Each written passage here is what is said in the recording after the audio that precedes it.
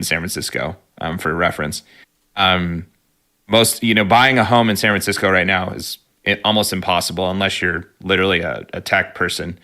And people are driving an hour to 2 hours outside the city to come into it, because otherwise they're renting, spending their whole paycheck on it. I don't know. Was that too many tangents? No, I guess your main most effective thing would be like limit for-profit kind of purchasing of homes and try and use them as an investment vehicle, I guess. Yeah, that'd be one of them. I don't know, what is it called, Blackwell or whatever, the group that has bought up a lot of properties in recent years. I think is BlackRock. BlackRock is the one is the defense contractor, right? In or is that Blackstone? Oh boy, I'm gonna get my names mixed up. Right. Whatever the name, I don't have time to look it up on Google, but whatever the name would be, it's one of those three. I would put limits on them. So, hello everyone. We are live again. Welcome back. Thank you for being here. Make sure you drop a like when you get into the room. If you're hearing this after, we really appreciate a like after you're done listening. Today we're going to be asking the question, is Rfk Jr. a joke? What was he just appointed to be, you guys? Secretary. I'll look it up. Secretary of Education. Is that right? Not education. No, HHS. Yes, HHS. Oh, right. Yikes. So I got a few things I want to read, and then we can get into all of it. So Rfk Jr. has been a prominent figure in promoting anti-science views, particularly through his leadership of Children's Health Defense, an organization known for disseminating misinformation about vaccines and public health measures. Anti-vaccine advocacy. Kennedy has been a leading voice in the anti-vaccine movement, falsely asserting that vaccines cause autism, a claim thoroughly debunked by scientific research. His organization has targeted young parents and minority communities with misleading information, contributing to vaccine hesitancy and outbreaks of preventable diseases. COVID-19 misinformation. During the COVID-19 pandemic, Kennedy propagated numerous falsehoods, including unfounded claims about the safety and efficacy of COVID-19 vaccines. He promoted debunked treatments like hydrochloroquine and ivermectin and suggested that public health measures were part of a large conspiracy. These actions undermined public trust in health authorities and hindered efforts to control the pandemic. Conspiracy theories. Kennedy has endorsed various conspiracy theories, such as the baseless idea that Wi-Fi exposure damages the blood-brain barrier. He has also made unsubstantiated claims linking recreational drug use to AIDS and suggested that certain populations are immune to COVID-19, assertions that lack scientific support. Impact on public health. Kennedy's dissemination of misinformation has had tangible negative effects on public health. His anti-vaccine rhetoric has been linked to decreased vaccination rates and subsequent outbreaks of disease like measles. Public health experts have expressed alarm over his potential influences on health policy, particularly in light of his nomination as Secretary of Health and Human Services. In summary, Robert F. Kennedy Jr.'s promotion of anti-science views and conspiracy theories poses significant risk to public health by undermining trust in scientific institutions and spreading misinformation. Why is this guy Trump's choice? Where did that come from, that thing you just read? This comes from factcheck.org. It comes from the wiki for Robert F. Kennedy. Let me grab the other ones here. Yeah, PolitiFact, factcheck.org. This comes from The Times. This comes from Snopes. This comes from PBS. This comes from American Medical Association. This comes from, that's all of them. They all wrote that? This is corroborated through that. Purely political move, because he got illusion by the Democratic Party, and now he's taking him in. It's like a fuck you. Oops, sorry. No, that's fine. Yeah, we can say fuck on YouTube, but so we got about 230 of you in the room right now. Everyone just take a second to smash that like button. We're going to get into it on Rfk Jr. today. Is Rfk Jr. a joke? I just read the anti-science claims about Rfk Jr. We can deal with those today if people are interested in coming to bat for him. And so let's go. What do you got, Brett? I got a point. So I'll say this. When you're talking about health, vaccines, and the rest on any given information, the human body is obviously susceptible to many things, including the ill effects of vaccines. And that should definitely be an open conversation. Absolutely. But because links to anti-vaccine pushes go as far back sometimes as trying to discredit the vaccines that basically saved us from polio and smallpox, that is where we really have to be very succinct in our critiques as to what criticisms of, too many vaccines or too much modern medicine and not enough healthy living could be a valid argument, versus the point where, RFK talking about vaccines at certain points, he speaks very objective, like this is settled science. And I really feel that he believes that is the factual evidence, and yet it isn't always the case. So is he a joke? I mean, I think that some of the stances he's talked about before are jokes because he's not, he's not providing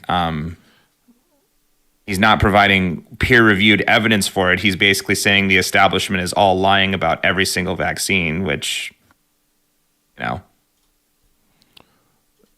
I mean, is anyone going to defend this guy? Like, this guy is, if he's an anti-science peddler, right? If there's any threat to human well-being greater than an anti-science peddler, it's like, okay, yeah, you could maybe say like a genocidal maniac like Hitler, but this guy, he's peddling. He still talks about how vaccines cause autism. Is anyone still going to defend that position? I'm interested. Didn't he just win a lawsuit on that? So I guess the court upheld it for him. Oh, so Simba, you believe that vaccines cause autism? I didn't say that, but he did just win. No, but $20 million. Why would you say he just won? What are you insinuating? What are you inferring here? Well, a court found that there was proof that a vaccine caused a child to become autistic. Well, let's. And I'm going to fact settled check at this. $20 million. Okay, as Travis is looking that up, I'm sorry, man, that I need to see the resources on that, and I need to see like the scientific review, not just one person saying that that's factually. Here we go. Sorry, Robert F. Kennedy Jr. recently withdrew. I don't know if it's been a jury trial. They saw the evidence. Well, let me read this. RFK Jr. recently withdrew his lawsuit against Google LLC, which alleged that YouTube censored his videos containing vaccine information. This voluntary dismissal means the case did not proceed to a court ruling in his favor. Additionally, Kennedy has been involved in various legal actions concerning his ballot access. So is this the one you're talking about? No, this is one from the real Anthony Fauci that they settled for $20 million. Now, it was a jury trial, and I don't know if it was a settlement or a finding. Not that it matters, because juries aren't going to be that scientific. I mean, I have a question. Even if these But his vaccines argument is there's a subsection of the... Before we move even on, if these vaccines did make some people autistic, like at least they're not dead, right? I'm not defending this at all. The vaccines are definitely good. well, okay, But so there is I can't find any information. No, Robert F. Kennedy Jr. has not won any lawsuit proving that vaccines cause autism. The scientific consensus supported by extensive research, like I already read. Kennedy has been involved in various legal actions related to vaccine policies, but none have resulted in a court ruling affirming a link between vaccines and autism. So I wanted to sort that out. If you have competing information, bring that forward. If not, we can consider that a settled issue. But I would say that family receives 1.5 million in first ever vaccine autism court award. The first court award for autism claim is a big one. CBS has recently learned the family Hana polling just received more than 1.5 million for life care, lost earnings. what's the name? This one was Sorry. Or can I you can post it in the. I'll post that. Oh, you post it. What do you mean? At least they're not dead. Like most of these things that we get vaccinated for, it's highly unlikely that you'd ever contract it anyway, right? It's just a precautionary measure. So if a vaccine caused autism and we're just handing it out to everybody and it's that's kind of not good, right? Where you're exposing somebody to that risk for a precautionary measure. Let me respond, because now we need to look at cost-benefit analysis. Let's say 1 in 100 people that take a vaccine get autism, which is not true. It's way less than that, if it's even true at all. And 1.1 people die, or hell, even 1 out of 100 people die that get this disease, like coronavirus. So it was like a 1% mortality rate, or maybe a 0.5% mortality rate. I'd rather have 2 autistic people than 1 dead person, or 1 autistic person than 1 dead person. I don't even think the craziest vaccines cause autism people are saying that it's like 1 in 100 or 1 in every 10 get autism. I mean, come on. Simba, can you post I don't see the link that you were talking about. On politics. Oh, you posted in politics. Oh, okay. Let me go. I don't know. Where should I put it? Yeah. I don't know where you guys post that's stuff. fine. Family pulling. That's not the one I was talking about. Because this was the one RFK actually one that I'm looking for. But let's find the data, or it just might not exist. But I'm sure we can find it if it exists. Okay, here we go. In 2010, the family of Hannah Poling, this is what Simba was just talking about, was awarded over $1.5 million for the first year to cover her life care, lost earnings, and pain and suffering. This compensation was part of a settlement acknowledging that vaccines aggravated an underlying mitochondrial disorder leading to autism-like symptoms. The case has been a focal point in discussions around vaccine safety and autism. Whoever's making noise, please mute. However, it's important to note that the scientific consensus remains that vaccines do not cause autism. The Pulling case was considered unique due to Hannah's pre-existing mitochondrial condition, which we know that the settlements are being handed out for people whose mitochondrial conditions or disorders are being exasperated by vaccines, right, or aggravated. Which is RFK's argument that there is a subsection of population that is susceptible. That's not at all. Your claim initially was that this had something to do with autism caused by vaccines. So the compensation was part of a settlement acknowledging that vaccines aggravated an underlying mitochondrial disorder leading to autism-like symptoms. It's not the same thing as actual diagnosis. And I want to be sorry. I'm a teacher. Okay, so this is really important that we get this right, because the stigma against people with autism in society is bad enough now. So I want to throw that out there, just because this is something we need to get right. But I want to go through like Simba, if you do have any more, we can go through this in the very same way that we just did. But this, I would hope that now you don't believe that this is evidence positive that vaccines cause autism. No, I've never made that claim. I'm just saying he won a court thing, which I don't have the book with me. I'm on a cell phone, so it's very difficult too. Okay. But you mentioned it in response to Rfk Jr.'s constant repeated claims that vaccine cause autism. And to someone listening to you saying that, they might say, yeah, exactly. When you say constant repeated claims, I've listened to that guy speak, and he's very careful, unless he's taken out of context, in exactly what he's saying. No. He thinks vaccines are good. Everyone in his family is fully vaccinated. That's such a ridiculous claim that he's careful with his speech. Well, he is in a lot of these long-form conversations. Okay, let's test that out right now, right?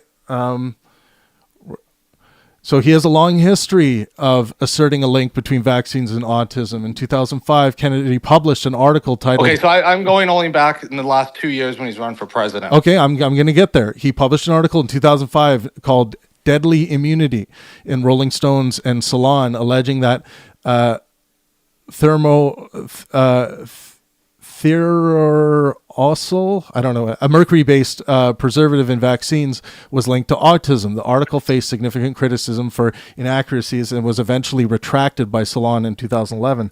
2014, he authored a book, thimerosal, or whatever the word is, Let the Science Speak, advocating for the removal of this thing, again, from vaccines due to its purported connection to autism. This guy who just won't shut the fuck up about this connection.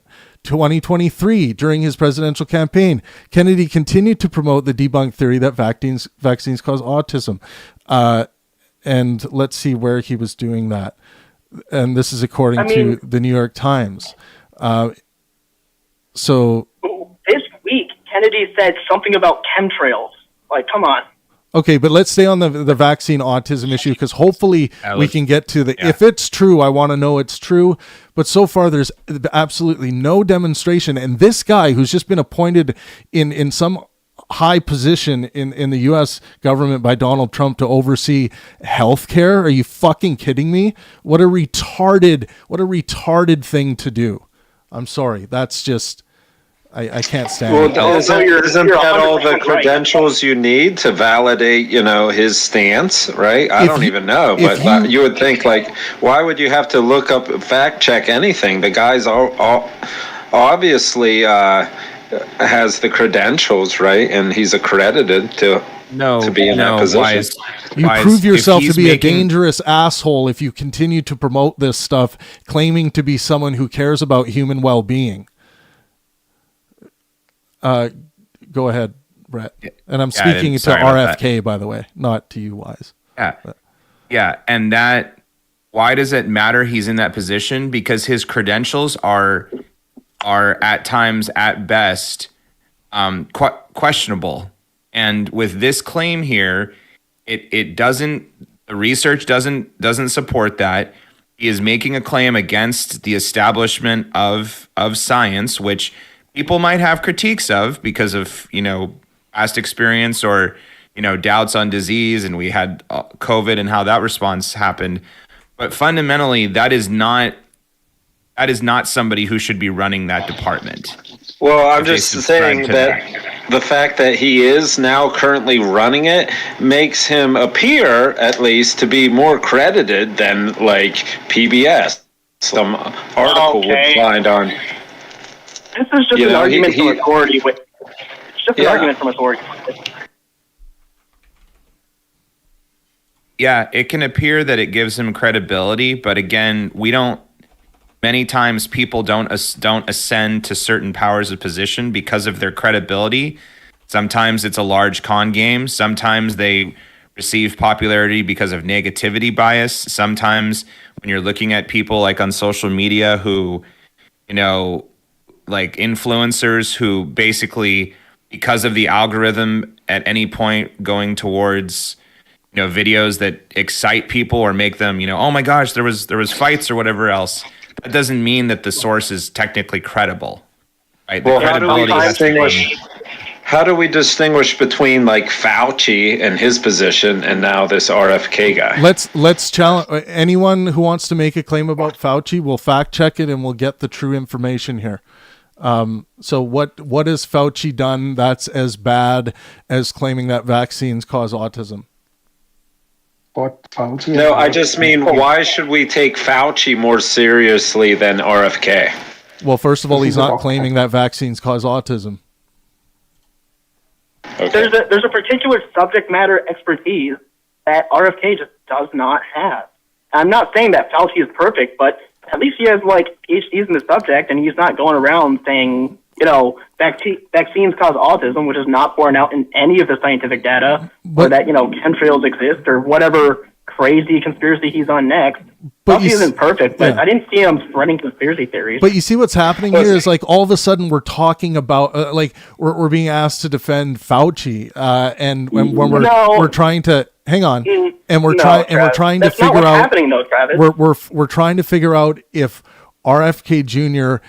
is a joke or not. That's the question, and obviously it's a spicy question, but it's with regards to his newly appointed position as health minister or whatever.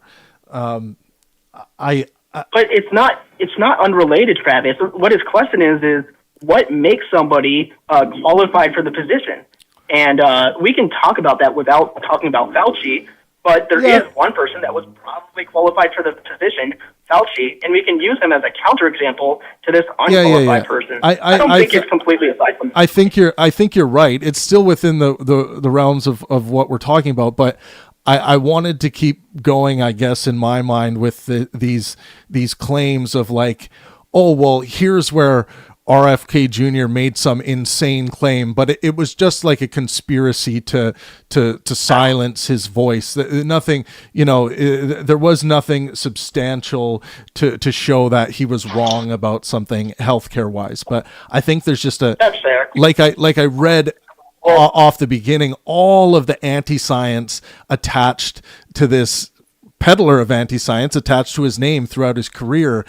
And it doesn't surprise me that Donald Trump picked him. And someone mentioned that it's probably a political fuck you to the Democrats and to the people that are going to go insane with this guy being appointed to this position.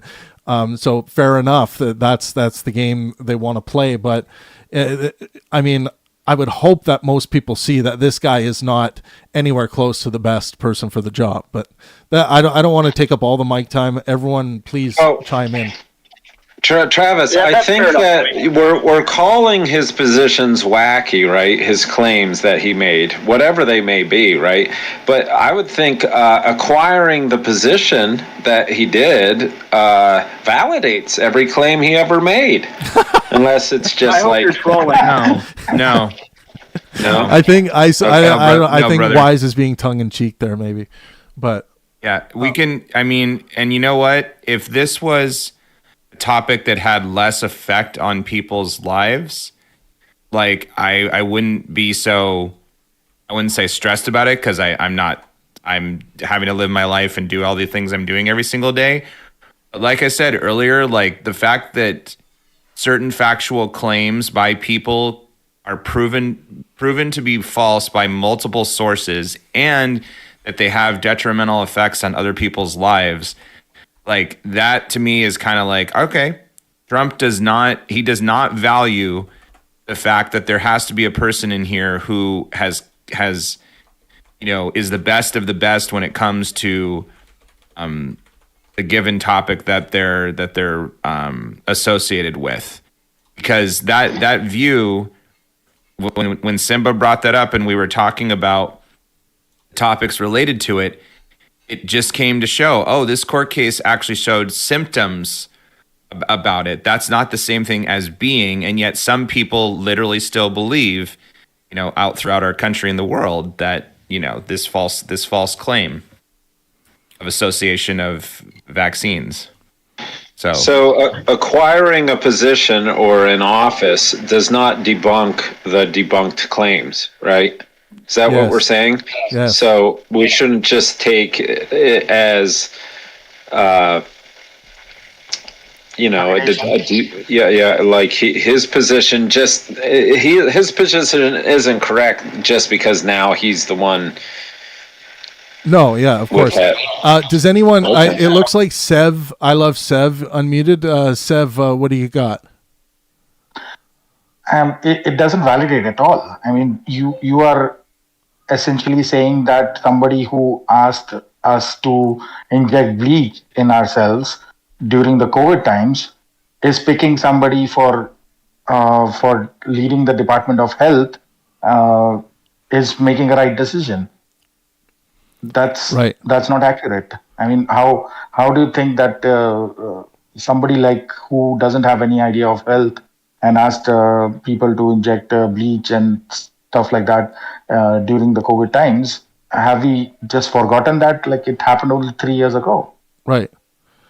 And HSS is a huge department. It controls CDC, FDA, Medicare, Medicaid, NIH, and child and family services, social services like temporary assistance of needy families, and emergency preparedness, which can happen anytime. As we have lived through 2020 and we know that can happen anytime. And Right. And also Affordable Care Act, which is also called as Obamacare. Yeah, and I will add another anecdote here that, and this was printed by the Times. Members of the Kennedy family have publicly criticized RF Kennedy Jr.'s anti-vaccine stance as well, saying that he helped to spread dangerous misinformation and is complicit in sowing distrust of the science behind vaccines. The reason why I bring that up is because some people think that, like, if someone like Robert F. Kennedy's out there saying this stuff, it's somehow a Kennedy issue. So I just wanted to point that out. But the Kennedys have gotten flack from what RFK says publicly about vaccines. So what do you think? Should we continue along this tradition of electing or choosing people to have certain positions, or should we try something new, like a system like ChatGPT to maybe nominate people for positions, or actually fulfill those positions itself, right? Do we want somebody in charge of public health that is like saying, oh, chemtrails and autism and vaccines, or do we want like a computer that is going to assess the data and make the best decision? I think this is kind of aside from the point. Like, I mean, we can kind of address it in that I'm not sure why we would want ChatGPT to be in charge of the government, which is already notoriously difficult to weed bias out of. Now you're getting a system that's notoriously difficult to weed bias out of to run a system that's already notoriously difficult to weed bias out of. So now you're just double biased. That doesn't really make any sense to me. I mean, I don't want to take. I still want to stay on the details. Oh, I'm hearing someone's feedback from that's Chucky or Chuck. So okay, a couple other things. HIV/AIDS denialism. In his book, The Real Anthony Fauci, Kennedy questioned the established link between HIV and AIDS, echoing discredited theories and misrepresenting scientific research. The Wi-Fi thing, right? Chemtrail conspiracy theory. Kennedy has endorsed the debunked chemtrail conspiracy theory, which falsely alleges that airplane controls are chemical agents, or contrails, sorry, are chemical agents deliberately released into the atmosphere. He's also has medical racism conspiracy theories. He has produced content targeting Black Americans with misinformation, suggesting that vaccination efforts are experiments on Black communities, therefore exploiting historical medical injustices to promote vaccine hesitancy.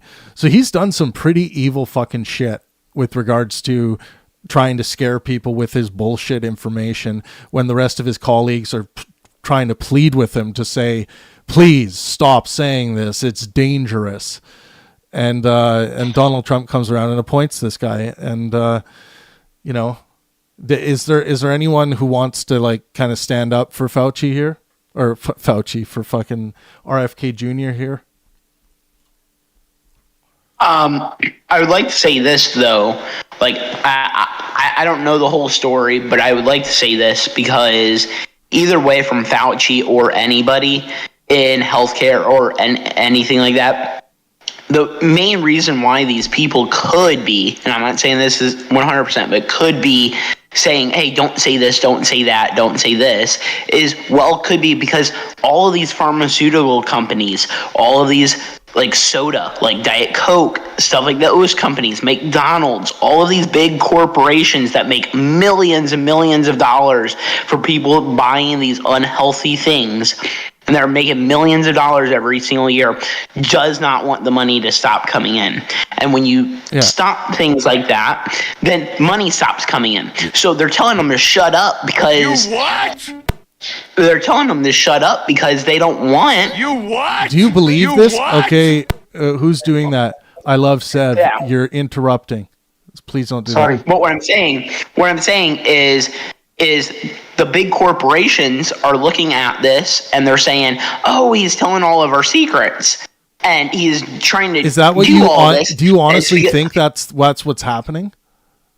What I'm saying is this. I'm saying, sorry, but when you look at Europe and they look at our white bread and they say that's cake in Europe, because that's what they have said. You go to Europe with how much sugar is in bread and how much stuff's in that, and they call that cake in a different country.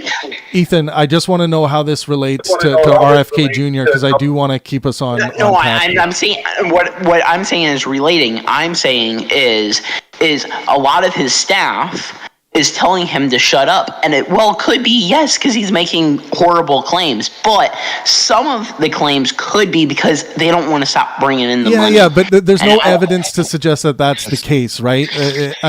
So far, what the evidence is that RFK Jr. believes all of this shit that is anti-scientific, meaning that it is just completely against what we have modeled through the scientific consensus. Go ahead, Brett. And on that point, if there is evidence of the given foods people are eating and how it's making the population sick and how that needs to be an open conversation, and at times, like you said, that could be stifled, that's definitely something that needs to be considered. And that's something that needs to be examined. That I would submit that is not the same scale of travesty and like potential problems. Again, when people make verifiably false claims like on vaccines and are not actually helping the society adequately analyze scientific information on things like vaccines.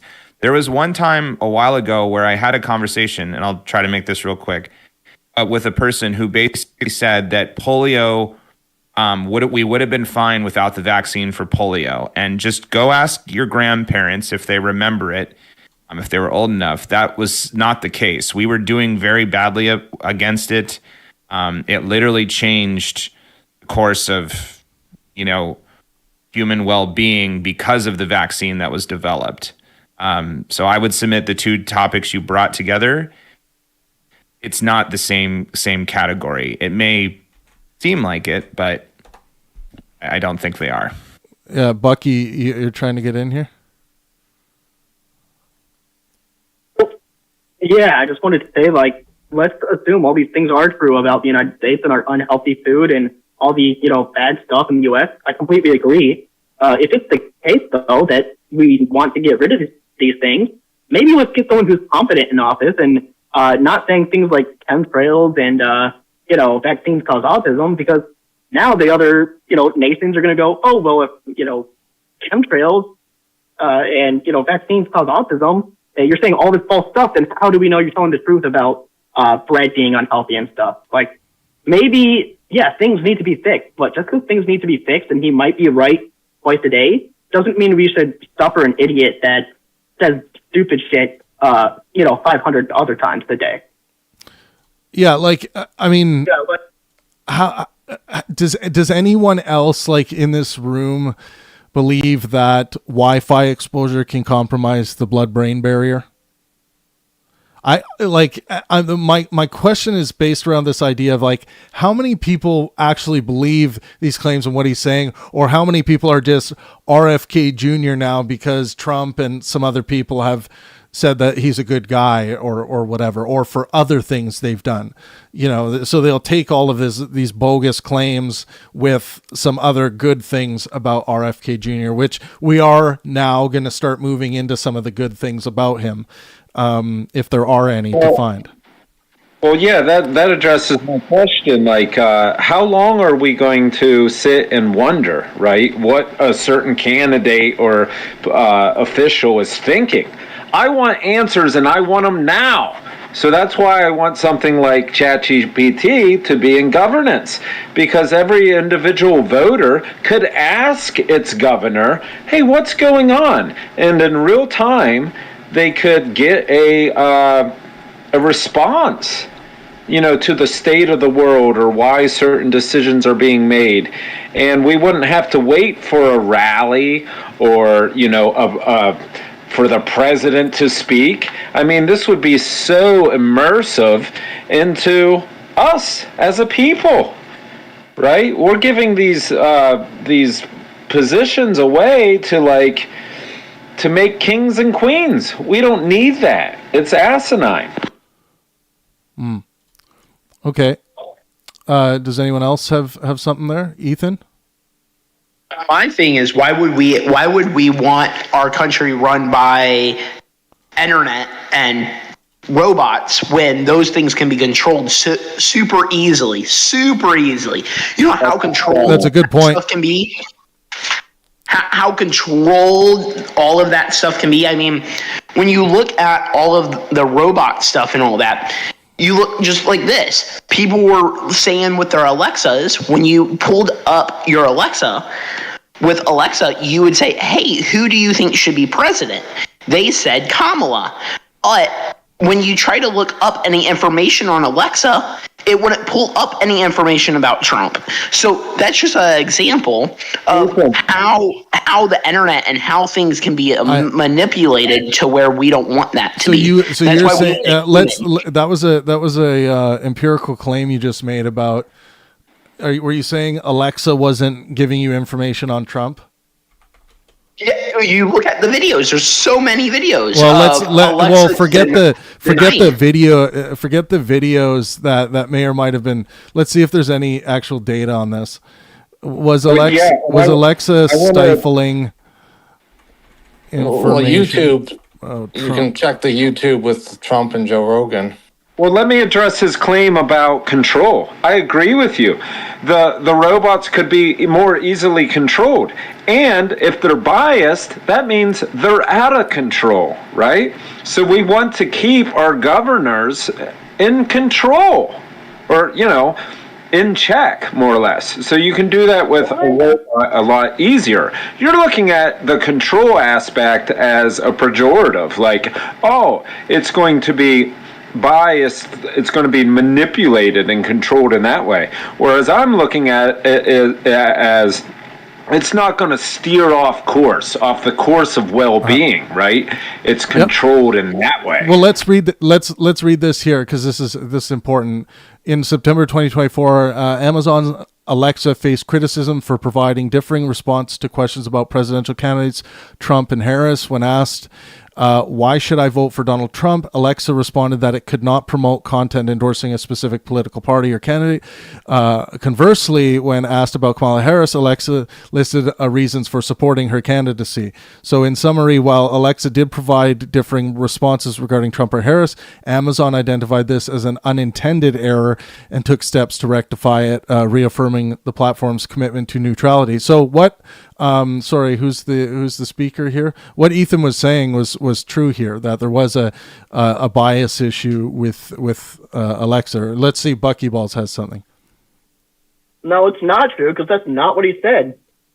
He didn't say that. Oh, he said he couldn't get information. It wasn't giving information about Trump at all. Right. It's a completely different claim. Yeah, different claim, but I think well, at least what Ethan, like some of the things he was alluding to, even if he got the information wrong, related to Wise Ape's point here, that there are some issues that could come up that would, there could be bias in these systems, and we know that there's bias in all of these AI systems, and you got to really work on them, and they're made to be able to customize to your needs. So, you always should be asking your AI systems for citations and references along with the information it's giving you. Go ahead, Brett. And maybe part of Wise, correct me if I'm wrong, but maybe part of what you're getting at is we need actual transparency in human societies, which talk about the given issues that have come up, why they've arisen, why there is so much sugar in our processed food, the actual healthy things people can do, free medical information that needs to be available to all people so that they can come to realize, hey, like when you eat, what time of day matters, or the issues with like housing and stuff like that. The fact that there's so much secrecy is not great because people feel like they're being lied to by given resources. Is that anywhere in the ballpark of where you're trying to go to with ChatGPT?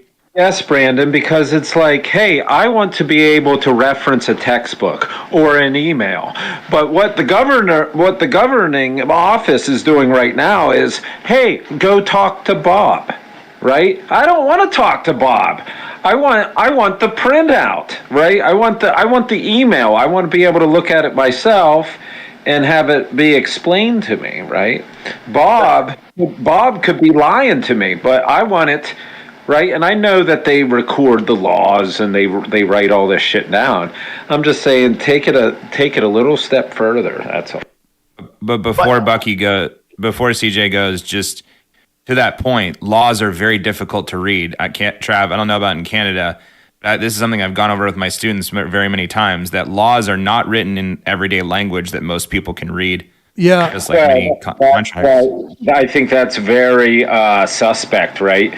So I think ChatGPT could at least translate them into being very easily understood. I think the fact that things like that are unassailable or out of reach of most people is very sus, Yeah, go ahead, Bucky. Yeah, you have something? I really don't agree with this. It's not that law is hard to read. It's just that it's in a different format. It's like going from a iambic pentameter poem to a haiku. It's just in a different format. All the information is there. And yeah, sometimes you got to go back through definitions and you've got to recite to other laws, but it's not that hard to read. But the point that I wanted to make, the Bible in Latin, right? That's how facetious it is, But it's in English. And it's not in Latin. No, but brother, the lexile score of a given text, anywhere from 500 for kindergartners, all the way up to 14 to 1800 for graduate level students getting a master's degree in college.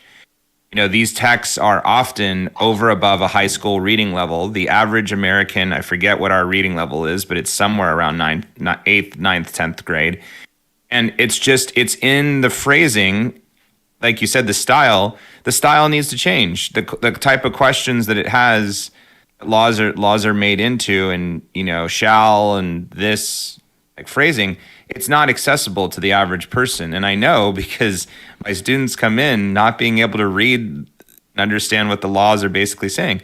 Yeah, they have to do the research, like you said, but if they have to do that all the time, I think it's an interesting discussion, and there are some like vagaries that need to be fixed. But aside from the point, the thing I was going to say is like, Wise, you're saying that we should get AI in here because when I have a question about my local government, I want to be able to ask someone and just get an answer instead of getting phone tagged around or whatever.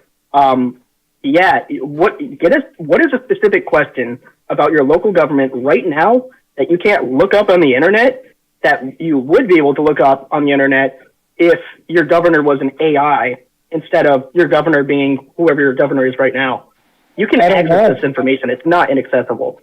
I don't know. I don't know anything about governance, right? Because it's been put into institutions like Harvard. I'm not sure what's going on over there at Harvard, right? So that's what I'm saying. Like, I had court the other day, right? And the judge is talking to me. She might as well have been speaking Arabic, right? I had no idea what was going on.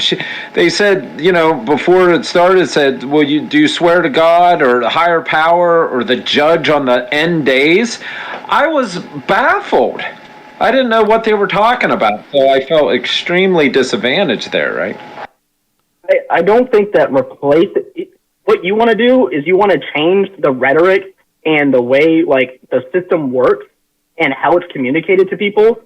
Like that sounds like what you want to do, and I agree, that we can absolutely do that. But then your jump to that is, and the way we do that is by adding AI, which I don't see your logical leap anywhere. Sorry, I don't see how you're getting that logical leap. It sounds ridiculous to me.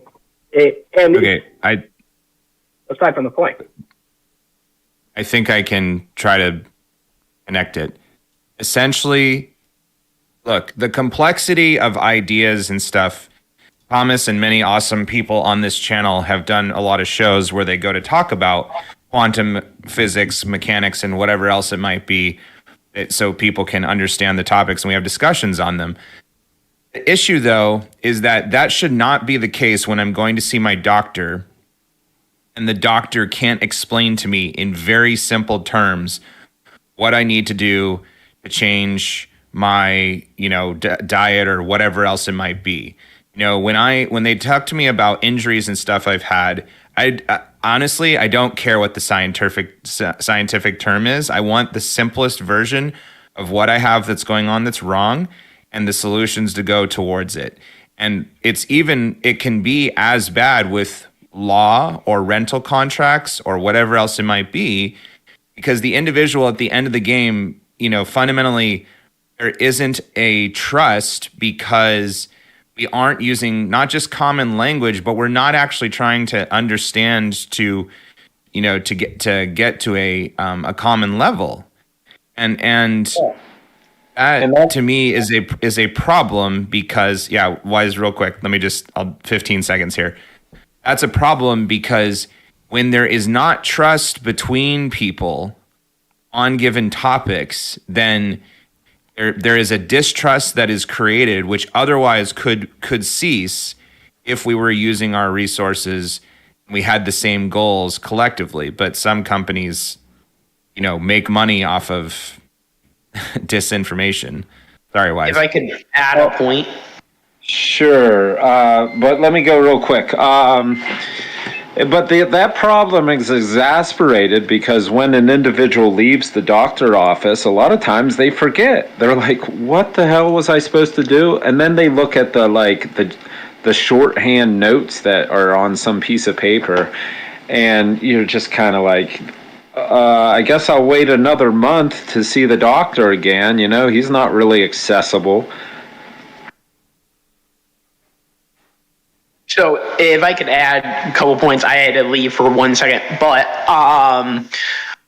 for the first thing with this general, when information on all boards and all that, the main reason why we get so much disinformation with laws and with big corporations is because they're trying to make money off us. If you look at these laws, yes, they're easy to read. You look at that, yes, they are very easy to read, but they put so much into the law. So if you just read the law, let's say it's about gambling, you think it's just about gambling, but there's so much they put into it too that's even more about gambling and more about different things that you wouldn't know if you didn't read the law. So there's just so much they put into it to make it hard. And then on the point with the doctor and all that, half of the time the doctor's wrong. You look at when they're trying to describe you medication or anything like that, half of the time you have to go back 5-6 times before they can put you on the right dose or the right thing. And that's because a lot of these doctors, yes, I will give them credit. They went to doctorate school and they did all that. But half of the time, who actually knows how to give you the right dose and all that is the pharmacist over the doctor. Where are you getting half the time from? Like, this is another empirical claim. Do you have any receipts on that? But you look at this, doctors give so much disinformation about a lot of stuff. Where are you getting this is just another claim. Can you bring some receipts for some of these claims you're making? Like, do you have any with doctors? What? Yeah. Do you have any? These are empirical claims you're making, right? Let me put this personally. I know somebody, and I'm not going to get too much into it. I know somebody who is literally, he's been on, the doctors have given him 14 different medications. They still do not know what to prescribe him and what to do. Well, I don't believe that the doctors have given 14 different medications. That would be very extreme. in a scenario like this, I think you probably have the wrong information, or your friends telling you like 14 in like a hyperbolic way is probably what's most likely here. But like whenever you make an empirical claim at Pangburn here, people are going to push back and say, give me the receipts for what you're saying. When you say half of the things doctors say is this, like, give us the data. Do you have any statistical data on this, or, anything? I don't, but if you look at it, there's so many times that a doctor has got things wrong. So many times. What does so many mean? It gets to a point, how do you know if you can trust them or not? Okay, but what is my point is, what in particular is justifying this belief that you have? Is it this anecdote of your friend? Have you your own personal experience? If it is your own personal experience, it's better to just say, from my personal experience, this is what happened to me. I don't know if it applies to the general mean, but this has been my personal experience, or this was my friend's experience. Like we need because I can look up right now what's statistically available, but I'm trying to create a culture where people do that for themselves. All right. Well, it's kind of ancillary. Like, even if they are wrong most of the time, it seems they still have a huge utility. Doctors' purpose is not to say true things. It's to treat people. If a doctor does something that treats 70% of the people that come to him, even if it's a lie, even if it's misleading, even if it's not, axiomatically or objectively true, they're still treating people. And if the argument is, well, doctors get things wrong sometimes, maybe there's another thing that won't get things wrong as much. Okay. If you're saying that's AI, go ahead and prove that AI gets it right more of the time. Okay. It has more utility for health than doctors. Yeah. I'm gonna throw some data out here. Okay, so prescribing errors is what the caller just brought up. Studies suggest that medication prescribing errors occur in about 5 to 10% of prescriptions in outpatient settings and are higher in hospital settings. So we're at 5 to 10%. Hopefully this will upgrade your belief in this. So, and the examples of this would be incorrect dosage, drug interactions, or allergies overlooked. Those are the three main categories. Wrong medication choice. Frequency, the wrong choice of medication based on diagnosis or patient factors happens in approximately 1 to 5% of cases. And these causes tend to be misdiagnosis, lack of updated patient history, or insufficient knowledge of newer drugs or guidelines. So 1 to 5% in that case. Adverse drug reactions, ADR. Frequency affects about 5 to 15% of patients, even when medications are prescribed correctly. These reactions can sometimes be mistaken for medication errors. And the common causes related to adverse drug reactions would be genetic factors influencing drug metabolism, unknown allergies, and unpredictable side effects. Errors in communication is a big one. So miscommunication between doctors and pharmacists or patients can result in errors. But yeah, we're talking the numbers here, and I'll just get the references for everyone. Always ask for citations and references.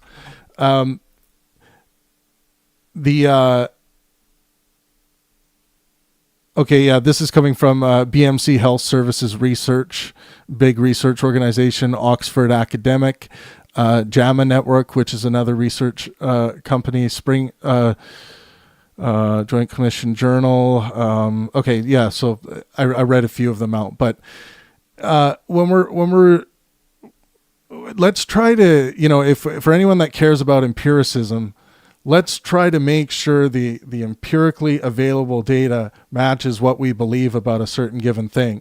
I don't think it helps to talk in generalities and vagaries. It helps to get the actual information. And that doesn't mean that the information that we find right now here today is necessarily absolutely correct. But that can always be challenged. So if anyone, while I'm reading something, has a challenge to it, we should bring that challenge forward and see if that challenge is sound. Go ahead, Bucky.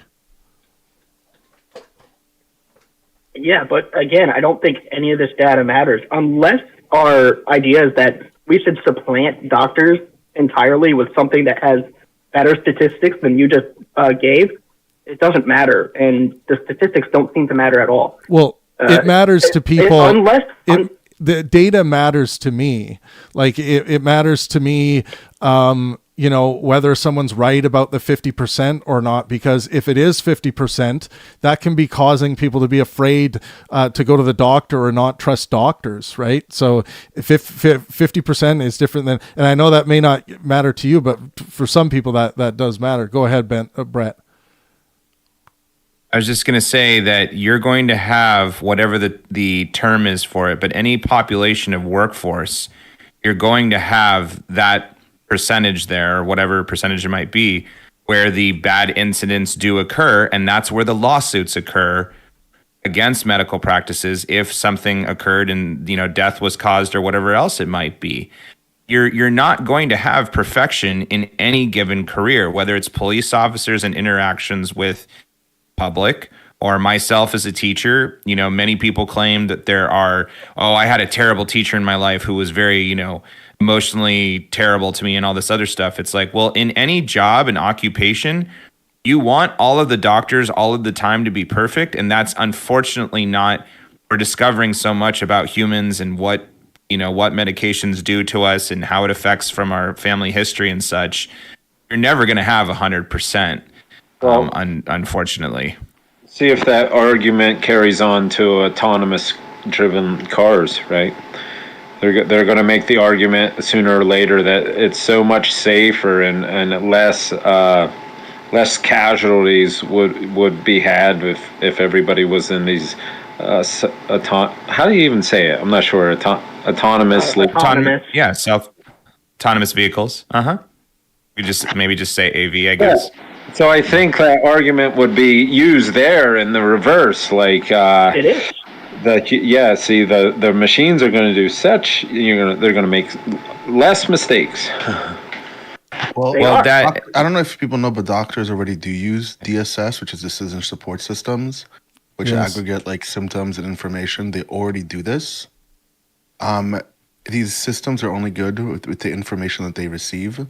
And a lot of times people don't know how to report their situation to the doctors, which has a lot of error. So the human eye and the doctor itself is there to try to look at the specific facts and put them into the machine. Because without that, how do you get that in? So that's going to be a really, really, really difficult. That's what the doctor is there for. Autonomous vehicles is a bit easier, and even then you can still have a human oversight. But it's different because we're talking about how do you feel? What is your pain? What is the medication doing to you, right? Travis just read off that a lot of this, out of this 5%, a lot of it would be adverse effects that are just not seen. For example, you don't run DNA analysis on someone who comes in because they're dealing with a specific inflammation in their throat. You just don't do that. But you can prescribe medication that has an adverse effect. You would have never known because that patient's never gotten that medication before. So right. Yeah. Doctors already have decision support systems when they diagnose. This is one of the benefits of having insurance regulations as well. So when you have a better insurance, doctors can make less mistakes. It goes through the insurance process and no, you actually don't need that health care. So there's many, many different layers of checking and analysis that go into getting someone the medical care they need. Yeah, but Dan, when you're being interviewed by a doctor, right, for a lot of patients, they might experience performance anxiety and might not be able to really articulate what they want in the time slot that they're given, where systems like ChatGPT could, really get to know that person, give them a video game or whatever to play, I don't know, make them a popsicle, but go above and beyond what any doctor's going to do. How do you know that? How do you know that? First of all, you're making some weird hypothetical about what if people have performance anxiety. So doctors are aware of their patients. They see that their patient's uncomfortable. You give them different tools. AI is over text. It's some robot talking to you. It's cold. It's not calculated. That's not how these things work. If you want someone in a world where AI is so autonomous that it completely takes over doctors, then fuck it, who needs doctors? But I think I wanted to bridge that between what Don was saying, but you just did it, Don. I think that's what Wise was getting at is, one day it could become this. Is that right, Wise? It's not, but it's not like that today. Yeah. Oh yeah, I'm not saying it's like that today. I'm saying like it can be like that tomorrow. And as far as with Travis's prompt, I can't show you data for this really. It's just a hypothesis of just observing certain features that we currently have, right, in play already, and room for improvement. One thing I wanted to do, Bucky, you have one thing to add, and then I want to move on to maybe some of the good that people like myself who think that RFK Jr. is a dog shit choice to be in any position of power related to healthcare. Some things that might you could maybe be excited about, but go ahead first, Bucky. Yeah, I just had one point and one hypothetical. If people don't trust doctors, it's not because doctors are untrustworthy. It's not because they don't do a good job.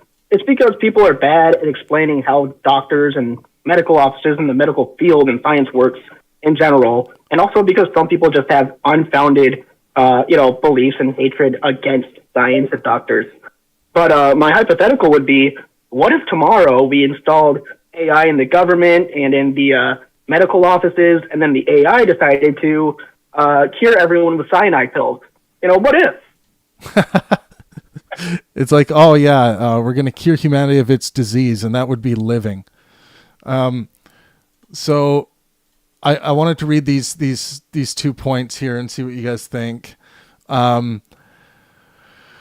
Robert F. Kennedy Jr. has been a prominent figure in public health discussions, often advocating for positions that challenge mainstream scientific consensus. While many of his claims have been widely disputed, there are instances where his concerns align with scientific evidence. Number one, nutrition and chronic disease. Kennedy has highlighted the role of nutrition in the prevalence of chronic diseases such as diabetes and heart disease. He has criticized government policies and dietary guidelines that promote the consumption of ultra-processed foods and low levels of physical activity in schools. This perspective is consistent with the views of many nutritional experts who attribute rising chronic disease rates to poor dietary habits and sedentary lifestyles. So, this is one thing that he has tried to champion that I actually agree with him on. And number two would be food safety regulation. Kennedy has pointed out inefficiencies in the U.S. food safety regulatory system, noting that meat, poultry, and egg plants are inspected daily under the U.S. Department of Agriculture, USDA, while other food production facilities, including those responsible for producing for produce linked to foodborne illnesses, are inspected by the Food and Drug Administration, FDA, at most once a year. He advocates for unifying these functions under one agency to harmonize inspection frequencies and prevent food safety issues. Experts agree that such organizational changes could enhance food safety oversight. It's important to note that while Kennedy's positions on these topics align with certain scientific perspectives, many of his other claims, like the ones we've already gone through today, particularly regarding vaccines and public health measures, have been widely discredited by the scientific community. His advocacy has often been criticized for promoting misinformation that can undermine public health efforts, including a buttload of anti-science. So, what do you guys think of those 2 points? The nutrition and chronic disease point. Do you guys agree generally? Think it's good? I think it's good. Food safety regulation, I think it's a good idea. What do you guys think? On board? I think that's a great idea. Yeah. Yeah. The big reason why, but you have to look at this too, is the big reason why, and you can see this, and I'm not saying this is every family out there, but you do see this in a lot of families that are overweight. The parents that are overweight, the kids end up being overweight because of the eating habits of the parents. Now, not saying that's not 100%, but that's high percentage of it is if you're in an overweight family. Unless you change it yourself, the food that you're being gave is the food that your parents are eating too. So that's a big change, and it needs to change. But then you look at this too. School there's only so much school can do to put in physical exercise into schools, because yes, they do it in the elementary schools, in the middle schools, and then in the high schools. They provide it, but the thing is the kid at the moment has to decide to take the class, which a lot of the kids that are overweight won't take the classes. They'll rather take the classes to learn than take the classes for physical exercise. So that's a big difference. Thank you for that. I would add on to Ethan's point from earlier that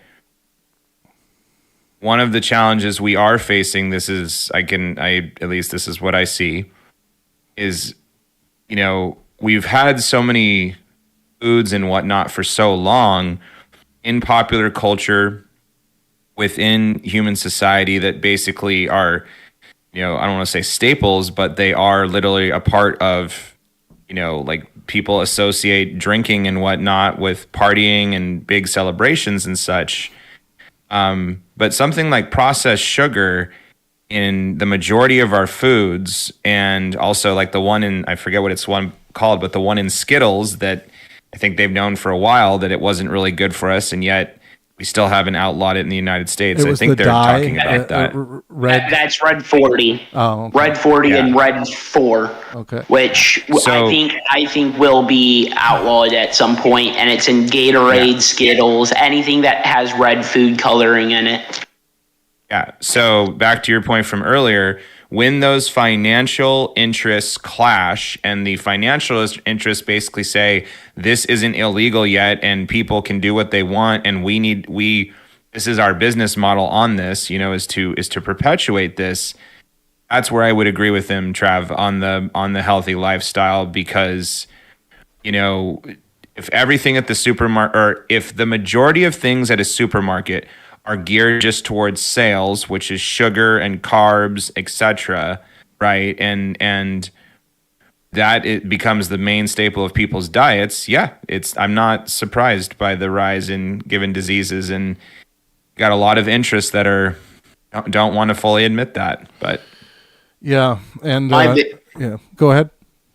My big thing is if they still want to provide the certain foods and they want to try to debate saying, hey, it's not legal to take these certain foods because it's America, the still thing I think that food corporations need to put on every food is everything that's put into the food and not try to hide it. Because they do a lot of hiding of trying to hide certain ingredients that are in certain foods to try to make people willing to buy it, versus if that person would know what's all in fully in the ingredients, they would not. Okay, very well said, Ethan. Thank you, everyone, for being here today. We were going to do a quick stream on Rfk Jr. Wanted to do that, and we'll probably be live later, so keep an eye on the live hangout here on Discord. Those of you on YouTube right now, make sure you join our Discord server. We have live discussions like this happening all the time. You're all welcome to join in. You just have to follow 2 basic rules in the Pangburn Discord. You got to engage in good faith, which by that I simply mean have sincere intentions to have a good conversation, and be helpful. And helpfulness at this point should be clear to you. It is an 18+ server, so make sure you are at least 18 years old to be in our server. Please drop a like on your way out, and we'll probably be live again a little bit later on today with a new topic. And the Discord server is a great place to post and suggest a topic as well for these live streams. Make sure you're subscribed, and we'll see you all next time. Let art and science inspire. Everyone in the room, we can head down to the tavern if you guys want, or whatever you guys feel.